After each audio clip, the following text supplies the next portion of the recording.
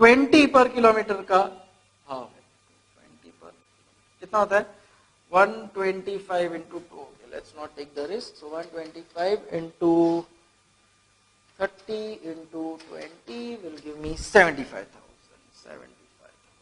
Correct. Same way. So just now once the process is set, multiply करते जाओ. It is you have to be very particular when looking at it. Mistake हो सकता है copy करने में. 400 into 40 into 20. So that will work out to 400 into 40 into 20 is 3,20,000. And then finally you have T, which is 200 into 25 into 20. So 200 into 25 into 20 will give me 1 lakh. So this was for normal delivery. अभी तो rush delivery भी है. Rush delivery is fairly simple. Number of rush deliveries 200 per rush delivery. A का तो कुछ है ही नहीं. B का 40 rush deliveries है 200 per rush delivery. So 40 into 200 will give me 8,000. 20 into 200 per delivery will give me 4,000. 30 into 200 per delivery will give me 6,000. Alright. Now, this will give me the net profit that each one of them is earning. So, net profit 1,08,000 minus 40 is 68 for A. Then for B is 167,500 minus 75,000. So 167,500 minus 75,000 will give me 92,500 minus 8,000 will give me 84,500. Then next is C, 312 minus 320 is minus 8 minus 12,000. So C is making a loss. Probably that's the reason they have asked it to discontinue. And D is 240 minus 1 lakh is 140, 134,000. So this is the current scenario as can be seen. So first part is done and dusted. You realize? Prepare a customized profitability statement based on the existing quantities given in the table for A, B and C and the proposed numbers for D. So this is the first part which is done and dusted. Now we will move on to the second part. Clear everyone with the first part? Second part says by how much PH can reduce the price per unit supplied to college A in order to justify the additional supply. मतलब basically अभी भाई उतना तो minimum अपने को earn करना ही है जितना अर्न कर रहे हैं. See now reduction in price of A देखते हैं कितना कर सकते हैं. Now C is going to be discontinued. C A है, बी है, सी है, डी है. करेक्ट. अब फिलहाल मेरा क्या सिचुएशन था, ए बी और सी तीनों मिला के मेरे को कितना अर्न करके दे रहे थे. दे वर गिविंग मी से ए प्लस बी प्लस सी तीनों मिला के मेरे को दे रहे थे 68,000 प्लस 84,500 माइनस 12,000. तो कितना होता है. So this will work out to 68,000 plus 84,500 minus 12,000. तो अभी फिलहाल तो मेरे को 1,40,500 मिल रहा था. But obviously I am not happy with that. Correct. Yes और नो. Let's see. अगर मैं तो अभी सी को तो मेरे को डिसकंटिन्यू करने का, तो no point writing here C. Now I will just write down A B and D. How much am I earning for B. I am earning 84,500. Correct. How much am I earning for D. I am earning 1,34,000. How much am I earning currently for A. It is 68,000. So currently भाई total कितना मैं earn कर रहा हूं, तो 68,000 plus 84,500 plus 1,34,000 2,86,500 मेरे को earn करने का है. अब वो लोग बोलते हैं प्राइस रिड्यूस करो ए का. तो ए का प्राइस रिड्यूस किया तो चलेगा, बट सामने ए का नंबर ऑफ यूनिट्स भी बढ़ रहा है. अभी अंडरस्टैंडिंग. सो ए का नंबर ऑफ यूनिट्स भी मेरा बढ़ रहा है. So I have to now justify anyhow I have to earn a total net profit of 2,86,500 such that price is also reduced and at the same time 286,500 भी मेरे को total income मिल जाए. So that is now what I have to do the calculation. So भाई total 286,500 आना चाहिए. उसमें से already ए और बी कितना, ए और सॉरी बी और डी कितना कंट्रीब्यूट कर रहे हैं, तो मैं बोलता हूं बी 84,500 कंट्रीब्यूट कर रहे हैं सर, डी 1,34,000 कंट्रीब्यूट कर रहा है सर. सो टोटल दोनों मिला के एनी विच केस 84,500 प्लस 134 तो कंट्रीब्यूट कर रहे हैं, मतलब 2,18,500 तो कैलकुलेट कर रहे हैं दोनों. ए का दारोमदार क्या है भाई, ए तू कैसे भी करके तेरा जो 68,000 लाता था ना, अभी भी वो 68,000 हम लोग को लाके दे with your current cost structure. तो ए बोलेगा ठीक है, देखो A what now is going to say, देख मेरा नॉर्मल डिलीवरी कॉस्ट फिलहाल 40,000 का है, लाइक करेक्ट, वो मुझे रिकवर करना है, प्लस मुझे रिकवर करना है 68,000 जो अभी तुम लोग ने बोला है कि भाई उतना तेरे को रिकवर करना ही पड़ेगा, चलो वो रिकवर करना है तेरे को, बराबर है. मेरा रश डिलीवरी का कोई फिलहाल कॉस्ट नहीं है. But if you now look at the question, they have said that if it has to supply 800 extra units, it has to reduce the price on original supply also, which is okay. Moreover, these 800 units will involve 65 normal deliveries.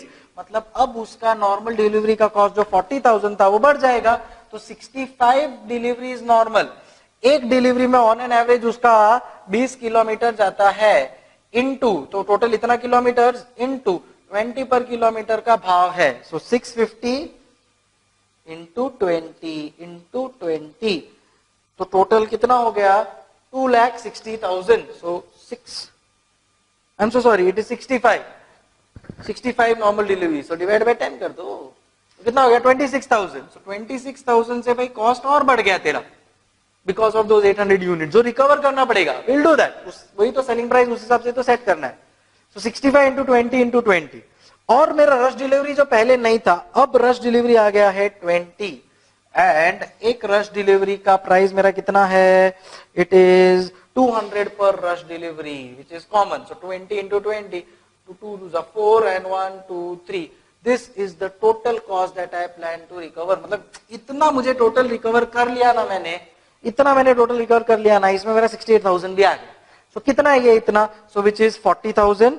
So I will say 40,000 plus 68,000 plus 26,000 plus 4,000. सो भाई total तू ये 1,38,000 recover करके दे. कितने unit से, पहले तू ये 1,500 से करता था, अब 800 तेरे को ज्यादा मिल गया, सो 2,300 यूनिट से. So 1,38,000 divide by 2,300 works out to 60. तो even if A charges 60 per unit, it will reach to the target which it currently has with the contribution of 72. तो अभी तो वो 72 में ये अर्न कर रहा है, अब अगर वो 60 का भी कंट्रीब्यूशन लेकर आता है ना, तो फिर भी काम हो जाएगा. मतलब he can reduce the price by 12. तो 72 फिलहाल वो अर्न कर रहा था, अब 60 भी वो ही चीज में अर्न करेगा, he will still be able to make the same amount of profit, and that much is the selling price that PH can reduce for pizza. Right then, so we move on to the last question. If you observe the question paper, I don't know whether this has been purposely done by ICAI or it is a coincidence. Question 7 happens to be the easiest question of the whole costing OR paper. So the whole AMA paper, if you go through 1, 2, 3, 4, 5, 6 are tricky. Question number 7 as such is much simpler as compared to question number 1 to 6. So probably they're trying to break your head before you will reach to question 7. So by the time you have read question 6, if you've gone to the chronological order, then by question 7 you will probably feel ab ye bhi difficulty hoga.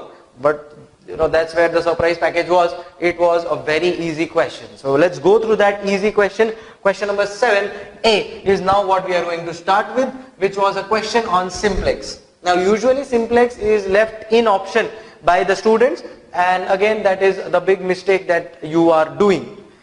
Do not leave things in option at all at CA final level, because what happens is they may put up a very simple question of a complicated chapter. Right? So yes, simplex is a complicated chapter, but if you look at the question that they've asked, pretty simple. So let's read the question. The following is the data for a minimization problem of a linear program in the simplex method. Min z equal to 4x1 plus 3x2 subject to 2x1 plus 3x2 greater than equal to 150, 4x1 plus 3x2 greater than equal to 120, x1 plus x2 greater than equal to 0. So these are the three constraints. This is the objective function, a sum on minimization. Assume usual notations for additional variables S1, S2 for conversion to equality. What would be the coefficient of artificial variables in the objective function? Y. Will S1, S2 be a part of the initial solution? Y. Now, this is a typical simplex problem without going into the in-depthness of making the whole simplex compatible table. You don't have to do that. Before that, your question ends. So fairly simple, less time consuming, and I think a bonus in a paper like this. Let's focus. So, always remember, if you go back to my earlier videos, I've always said that in simplex, there are two major things which you have to focus on. One is identity matrix, and the second is equalize the inequalities. Equalize the inequalities. So let us do that on priority. Any question that you need to solve of simplex, you will always require to ensure that these two are adhered to, as is the case with this question as well. So your identity matrix is what we will have to make at priority.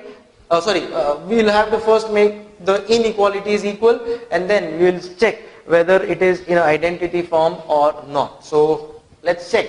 So min z, we will keep this still the way it was. So min z, 3x1 plus 4x2. The additions we will put. 2x1 plus 3x2 greater than equal to 150. So there is something which is greater than 150. Let's say 140. 160. So 160 is greater than 150. How do you ensure that this becomes equal to 150? How do you ensure that 160, something is greater than 150? So how do you ensure that 160 becomes equals to 150? You have to reduce something. Correct? So that is what we are going to do. So there is a surplus here which is to be reduced. There is a surplus here which is to be reduced. So reduce that surplus, and once you do that, what happens is this. So see, 2x1 subject to 2x1 plus 3x2 less S1, this is your surplus variable. Now this becomes equal to 150. Now in effect, if you see, I have equalized the inequalities. But I told you that there is a two-step process which is to be followed. So you also have to ensure that identity matrix is maintained. So here if you keep minus 1, then you will not get the identity matrix, because unitary matrix means 1 0 0 1 1 0 0 0 1 0 0 0 1. So here I will have to introduce one artificial variable just to ensure that I get this identity matrix or a unitary matrix. Are we clear? So this is for equation 1. We will do the same thing for equation 2, which is 4x1 plus 3x2. Here it will become minus 1s2 plus 1a2 to ensure that equalize and identity both are taken care of, equal to 120. And lastly, x1 plus x2 minus 1s3 plus 1a3 equal to 0. This is how it stands. Correct? Now, once you introduce surplus, slack or artificial variable in your structure, you have to do that simultaneously in your objective functions as well, because these are constraints which derive their value from the objective functions. So here we will add the same thing. The coefficient of surplus and slack variable is always 0, and that is what we put. And the coefficient for artificial variable, which is the question by the way asked, is m, and m, which is an exorbitantly high cost. Now why do you introduce this exorbitantly high cost in the minimization structure? Let me tell you, you will reach optimality in a minimization problem. So you will reach optimality in a minimization problem when all your NERs, so when all your NER is, tell me, when all your NER in a minimization is negative or 0, positive or 0. So optimality in a minimization, when NER becomes positive, all NER probably should become positive or 0. In the given scenario, you will reach optimality when all NERs are positive or 0, which is possible only when you have the cost structure which is of a very high level, because that is what your simplex compatible form will do. So first part of the question, if we clearly observe it, is what would be the coefficient of artificial variables? So what is the coefficient of artificial variables? So we will say coef of artificial variables. You can refer the notes that I have given. So coef for artificial variables will become m. So m is the coefficient of artificial variable. Continuing. So continuing by that process, so coefficient of artificial variable will become m. What will be the coefficient of artificial variable in the objective function? And the next question is why? Why is it that the coefficient of artificial variable will become m? As I said, now this m is a high penalty cost, and when this is a high penalty cost, this will ensure that we reach to our optimality, which is the positive or 0. If in a case of maximization, I need the NER to be negative or 0, and that is when the m also becomes negative. So that's how it works. Second part of the question, will S1 and S2 be a part of the initial solution? Why? Okay, next thing. Now what becomes a part of initial solution? That is dependent on the identity matrix. So whether this surplus variable, does it form part of identity matrix? And the answer is absolutely no, because it has a negative number, whereas a unitary matrix should have a positive one. Does A form part of the positive unitary matrix? The answer is yes, and therefore artificial variable A1, A2, A3 will form part of initial program variable, whereas surplus variable will not be a part of that. Reason being, it is the surplus variable is not a part of identity matrix, and that is the reason we have this. Alright, so if you go through the notes, this is what I have written for a minimization. First part, for a minimization problem, artificial variables will have positive m as coefficient, where m is the infinitely large cost coefficient, as we discussed. It represents a high penalty which is replaced by a real variable, and so the solution to the modified problem will give the optimal solution to the original problem. And the second part of the question, whether S1 and S2 be a part of initial solution, as I said, no, because of the identity matrix working. So to be a part of initial solution is in a simplex table, a variable should represent an identity matrix.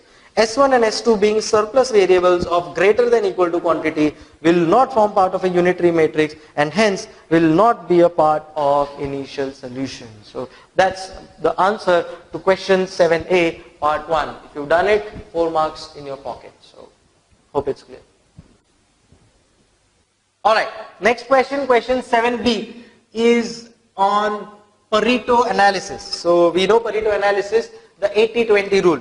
So as a matter of fact, 20% of your products cover 80% of your value. So that is what Pareto analysis is. Now let's read the question. The following information is given about the type of defects during a production period and the frequencies of their occurrence in a spectacle manufacturing company. End frame not equidistant from center, non-uniform grinding of lenses, power mismatch, scratches on surface, stains on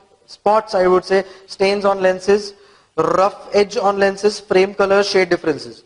Construct a frequency table so that a Pareto chart can be constructed. The defect type, which area should the company focus on? Now what is the Pareto analysis? Pareto analysis tells me that I should focus on those products which are the highest defective ones, so that if they are taken care of, automatically the query becomes less. I'll give you a small example. Say for example Vodafone. Say Vodafone customer care. Everybody has, anybody say Vodafone, Airtel, Idea, all have a customer care. Vodafone finds out that 10% of its customer come for billing issues. 80% of its customer come for network issues, and another rest 10% come for say SIM issues. Now, as a small observation or analysis, it can be easily seen that if this 80% is taken care of, in short, this network issue is resolved, my 80% queries will become zero. So that is what Pareto analysis tells me. Focus on those activities which will give you a higher return, and at the same time ensure that your areas are developed properly. Now here, this is a spectacle manufacturing company that has a lot of defects, a lot of issues. So first let us find out what are the issues and what exactly is the defect which forms the major part. End frame not equidistant from the center, so I just write down end frame not equidistant from the center. So what are the kind of items? 10 items have got this defect. So total I think 300 items have been sold approximately, and of which 10 are on account of end frame. Now, if we are solving a question on Pareto analysis, always remember that we have to go in a descending order, because that descending order cumulatively when seen will give me the top 80%. So here end frame is what I have written, but that does not form part of my first descending order. So the first descending order should be scratches on the surface, point number 4. So here I will write down scratches on surface. Scratches on surface is how much? 110. So as I said, you have to write your answer in descending order. Alright? So scratches on surface 110 is what the case is. So here scratches on surface is 110. Then is rough edges of lenses. So rough edges. How much? That is 70. So after 110 it is 70. Then in descending order is 60. So non-uniform grinding. Non-uniform grinding is how much? 60. Then so 110, 70, 60. Then is 25. So frame colors. So frame colors is 25. Then is power mismatch. So power mismatch is 20.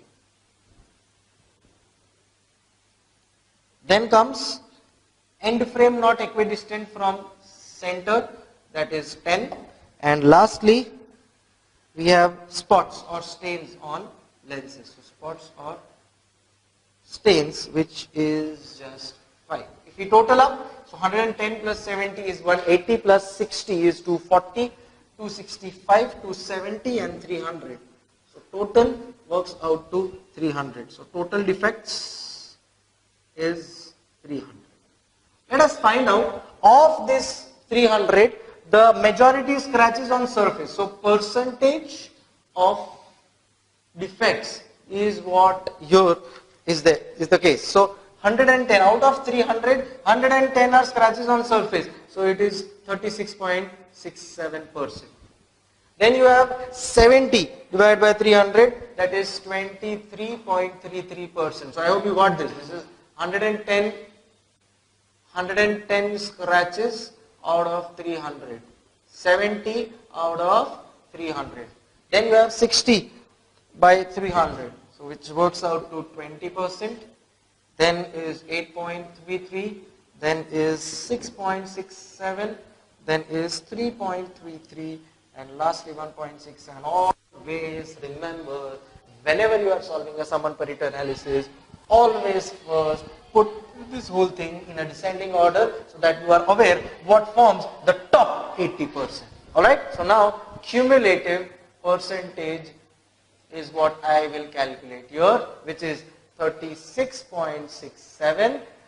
Cumulatively this works out to 60%, 80%, 88.33%, 95, 98.33 and 100%. This is what my cumulative total is for the defects. Clear, everyone? Yes? Now, things become so simple. I will say that my 80% of the defects are on account of issue 1, issue 2, issue 3. Let me focus on these 3 defects and 80% of my defects will be resolved. उससे अच्छा और क्या हो सकता है? Are you understanding? So this is what Pareto analysis tells us, and coincidentally cumulative it is 80%. So you don't have to be hell-bent 80%, थोड़ा ऊपर नीचे चलेगा, but यहाँ पे coincidentally 80% ही है. So question में what they've asked construct a frequency table done so that a Pareto chart can be constructed for the defect type which is done. Which area should the company focus on? Scratches on surface, rough edges, non-uniform grinding. ये चीज के ऊपर अगर focus किया company ने, then in that case 80% defect कम हो जाएगा उसका. Just by focusing on these 3. That's how it works, and that is how Pareto analysis helps. So the above question can be solved by using the concept of Pareto analysis, which focuses on 80-20 rule. Analyzing and focusing on 80% value, relating to 20% volume helps business. Arranging the defects chronologically on the basis of number of items which are defective, and that is what we get the final answer. So my final answer 1, 2, 3 as per above table is what we have to focus on. Alright, so now next question is question 7C, which is on theory of constraints.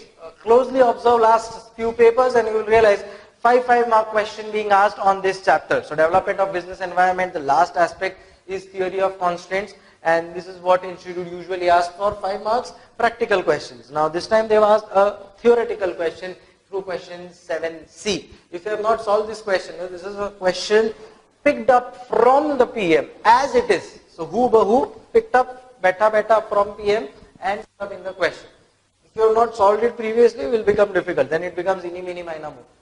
Let's see, conceptually how does this whole thing work out. So usually theory of constraints is based on 3 major measures. One is throughput contribution, other is investment in inventory, and the third is other operating cost. So now what is throughput contribution? What is contribution? Contribution is sales minus variable cost. Correct? So variable cost for us is direct material, direct labor, all of that. For the purpose of theory constraints, it assumes that labor is permanent in nature, which we are going to pay irrespective of production, and hence it becomes a part of other operating cost. So that leaves variable cost for the purpose of throughput accounting. The variable cost will always be only direct material cost. So sales minus variable cost, which is direct material cost for throughput contribution, is what my first key measure, throughput contribution is. Second is investment in inventory. So my capital investments. So, when you say investment in inventory, just take an example of this pen. This pen is first a raw material. This pen is first a raw material, converted into WIP, and then a FG. That is what stage this pen passes through. R&D, equipment, building, the capital cost, all of that will form part of this investment. So either it is going to be a inventory or investment in form of research development, investment in form of equipment, building, all of that. And lastly is my other operating costs. What are these other operating costs? It includes all operating costs excluding direct material, because that is what is covered here. So capital costs are covered here, DM, WIP, FG in terms of stock. So stock of DM, WIP, FG will be covered here. The consumption part is covered here, and all the capital costs are covered here, and all the remaining revenue costs are covered here. Salary, wages, rent, depreciation, utilities, all of that. Let's now quickly, based on this, answer the questions that are given in the question. So this is what the question says. You have to classify either in throughput contribution, investment in inventory, or other investment or inventory, and other operating costs. R&D, the first, that is, can I say it is an investment? So investment, inventory. Stock of raw material. The stock of raw material is investment, inventory. Raw material will become a part of throughput contribution. Correct? Building and equipment, a part of capital cost, again investment, inventory. Then you have labor, it is other operating cost. Labor ideally would have become a part of variable cost, but throughput contribution assumes it to be permanent, and therefore comes here. Rent, utilities, again other operating cost. Then you have sales, which is a part of throughput contribution.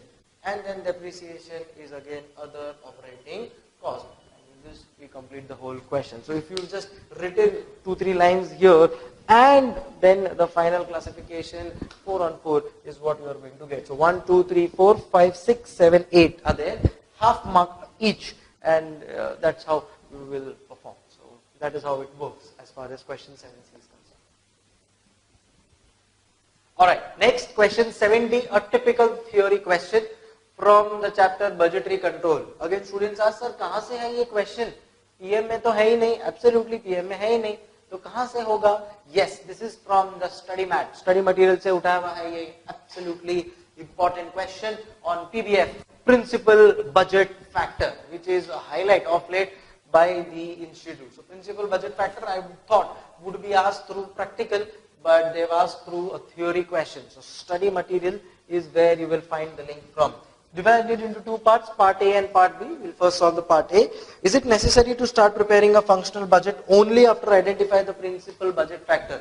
See, this principal budget factor is like your contribution per limiting factor. So, जो limiting factor होता है ना, so limiting factor for a student probably is the number of hours that he gets to study or the number of leaves that a CA final student gets. So again, human wants unlimited and resources are always limited. That is what functional principal budget factor is all about. The factor that limits the activities of the functional budgets of the firm. So sales demand limited hai, raw material availability nahi hai, labor hours nahi hai, machine capacity nahi hai, something which we studied in depth in marginal costing decision making. Now, so if there is a principal budget factor, then in that case you have to focus on that principal budget factor and you have to respect that. Because if you know that sales demand are limited, then in that case sales volume will accordingly be based or will accordingly be used for making the sales budget. So if you know sales volume is limited, focus on sales and then your sales budget will be prepared first. If you know that your machine capacity is limited, then prepare your production budget first. Accordingly, your principal budget factor plays an important role. So identification important. Why? Because it indicates which budget should be prepared first. And that makes this principal budget factor very, very important. So what if we do not identify? So yes, it is important. You have to have a principal. If there is a principal budget factor, then it has to be taken care of before making the budget. And if not identified, then there is a delay in budget process and your targets become possibly infeasible. So these are the disadvantages that you may have to face. So again, just repeating the question. The question says, is it necessary to prepare a functional budget only after identifying the principal budget factor? Answer is yes. Early identification is important because these are the reasons, and then accordingly you can focus on your PBF, which is principal budget factor. So that makes it important. So part B of 7D is it practical to make flexible production cost budget before commencement of production activities of a certain production period? Now, absolutely okay. The answer is yes, it is practical. Why? Because see, flexible budget. You can make flexible budget even before your production starts, or you are clear with what is going to be your production, because that is what flexible budget is.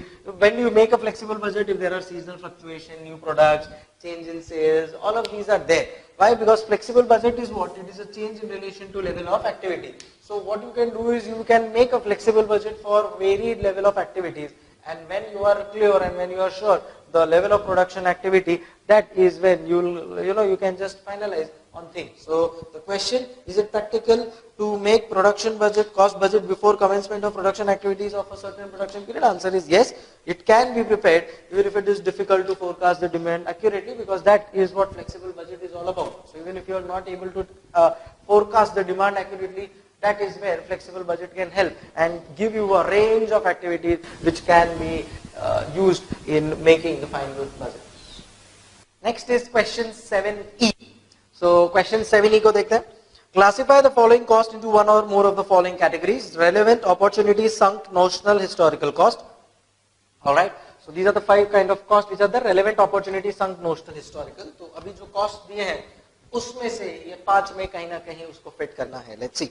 A company wishes to manufacture smart watches that can be interactive with mobile phones, computers and CCTV systems. It is planning to do research on the compatibility. It has done market survey and is satisfied about the demand being sufficient for making the product profitable.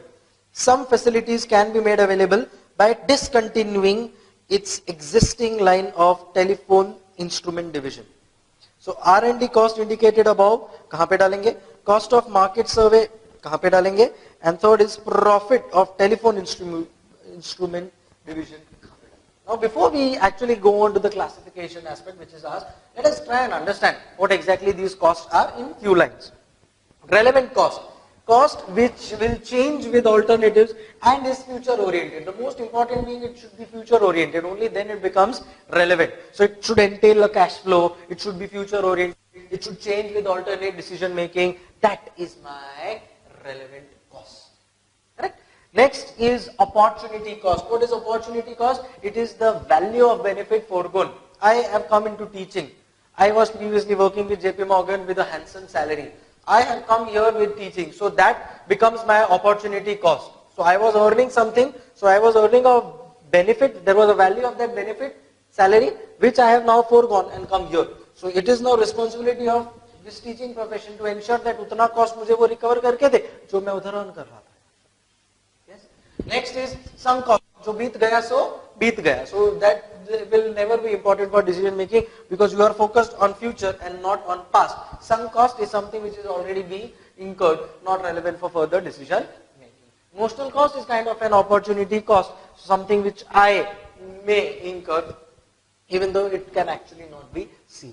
And historical cost is something which is already incurred. So say for example I purchased this building for 10 lakh rupees, say 10 years back. Now the value is 1 crore. So fair market value, today's value is 1 crore. What is the historical cost? It is 10 lakh cost which has already been incurred. So that is what your historical cost is. Now they have asked us 3 questions.